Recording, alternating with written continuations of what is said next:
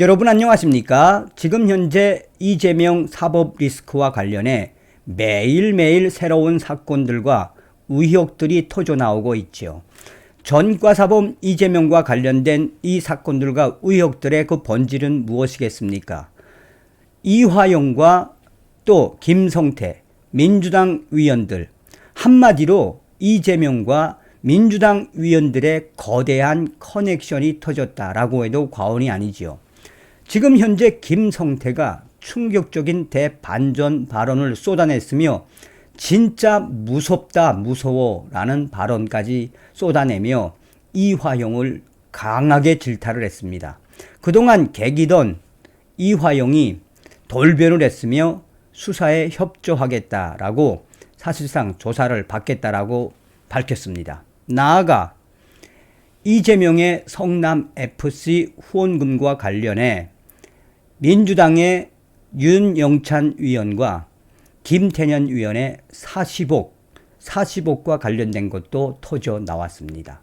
매일매일 영화 같은 이재명의 사법 리스크라고 해도 과언이 아니겠습니다. 정성산TV 좋아요, 구독, 알림은 큰 힘이 되겠습니다. 후원해 주시는 모든 분들께 가열차게 멸공.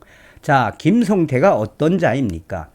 이화영과 대질신문에서 이화영이가 대질신문에서 갑자기 존댓말을 하니까 김성태가 형, 동생 20년인데 정치인 정말 무섭다, 무서워 이런 발언을 쏟아냈으며 계속해서 이화영이가 대북 송금 모른다라고 부인하자 이럴 수 있어 라며 충격 반전 발언을 쏟아냈습니다. 김성태 전 회장과 이화영 전 경기도 평화부지사가 지난 15일 수원지검에서 대질신문을 했는데 이 자리에서 이화영 전 부지사가 계속 존댓말을 쓴다는 이유로 김성태 전 회장이 크게 화를 낸 것으로 17일 전해졌다. 황당하죠. 쌍방울이 경기도의 대북 사업을 돕기로 한참 전부터 두 사람이 형님, 동생 사이로 지냈는데 이화영 부지사가 마치 처음 보는 사람처럼 대하자 김성태 전 회장이 배신감을 강하게 나타내며 충격 반전 발언을 쏟아냈다는 것이다. 당시 대질신문이 4시간 가까이 진행됐는데 이화영 전 부지사는 시종일관 김성태 전 회장을 김성태 회장님이라고 부르며 존댓말을 썼다고 한다. 한참 동안 이 모습을 지켜보던 김성태 전 회장이 참다 못 참고 20년 가까이 형님 동생으로 지낸 사람이 어떻게 저럴 수 있냐 라며 버럭 화를 냈다는 것이다. 이화영 전 부지사와 김성태 전 회장이 서로 알게 된 것은 2004년쯤인 것으로 알려졌다. 그해 이화영 전 부지사는 서울 중량갑 지역구에서 처음 국회의원이 됐고 김성태 전 회장과 친분을 맺으며 형님, 동생 사이가 됐다는 것이다. 평소 김성태 전 회장은 상대방이 자신보다 한 살이라도 많으면 무조건 형님으로 부른다고 한다. 이화영 전 부지사는 1963년생, 김성태 전 회장은 1968년생. 김성태 전 회장이 당시 대질신문을 마친 뒤 정치인 정말 무섭다, 정말 무서워라고 말한 것으로도 알려졌다.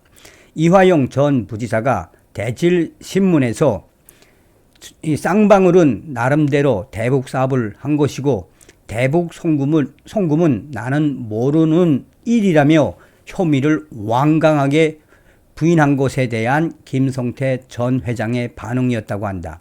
함께 대질신문에 참여했던 박영철 쌍방울 부회장과 안부수 아태협 회장은 쌍방울이 경기도의 대북 사업 비용을 북한 측에 대신 지급했다는 취지로 말하고 있는데도 이화영 전 부지사만 모르는 일, 김성태 회장님만 아는 일이라고 하자 김성태 전 회장이 더 화를 내며 버럭 소리를 질렀다고 한다.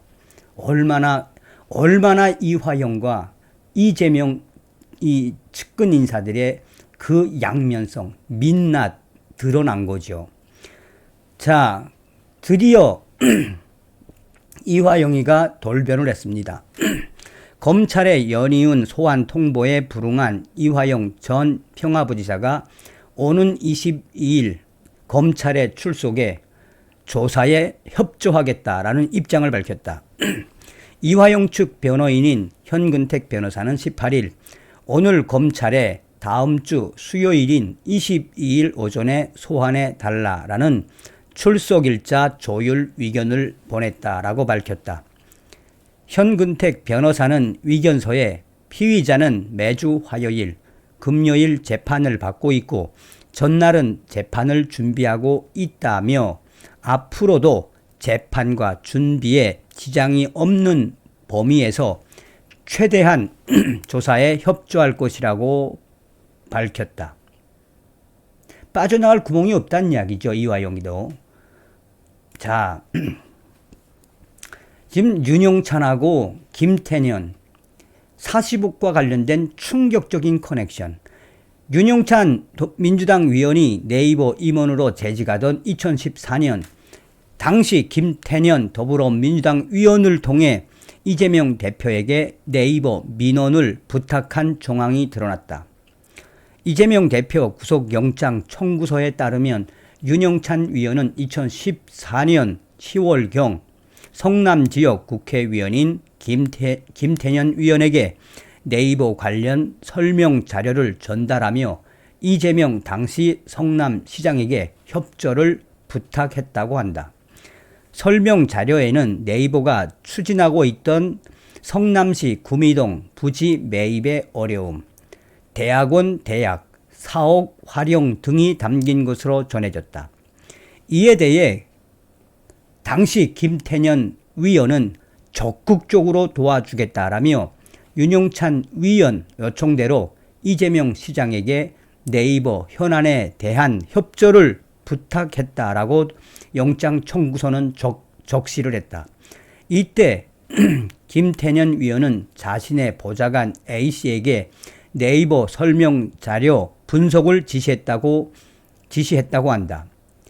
윤영찬 위원은 2014년 11월 김태년 위원의 보좌관 A씨로부터 이재명 시장이 성남FC 자금 문제로 곤란한 상황에 처해 있으니 성남FC에 후원하면 네이버에 도움이 될 것이라는 취지의 조언을 받았다고 한다.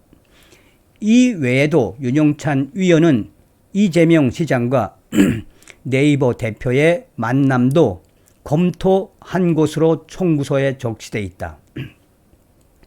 윤영찬 위원은 당시 김태년 위원을 만난 것은 맞는다라고 인정했다. 다만 김태년 위원에게 성남시 상황 등 일반적인 이야기만 들었을 뿐이라고 선을 그었다. 이어 이재명 시장을 만난 적도 없고 성남FC 후원금도 모른다라고 했다. 김태년 위원 측은 완전히 사실 무근이고 검찰의 구속영장 청구서 내용은 허위 날조라고 했다. 또 전 보좌관 A씨가 참고인 신분으로 검찰에 출석했을 당시 검찰한테 관련 질문을 받은 적도 없고 관련 진술을 한 적도 없다. 그러나 이후에 검찰은 네이버가 이 성남FC에 40억 원을 10억 단위로 건넨 것을 영장에 적시했다. 한마디로 민주당의 더러운 커넥션들이 연일 터져나오고 있죠. 다음 시간에 뵙겠습니다. 멸공.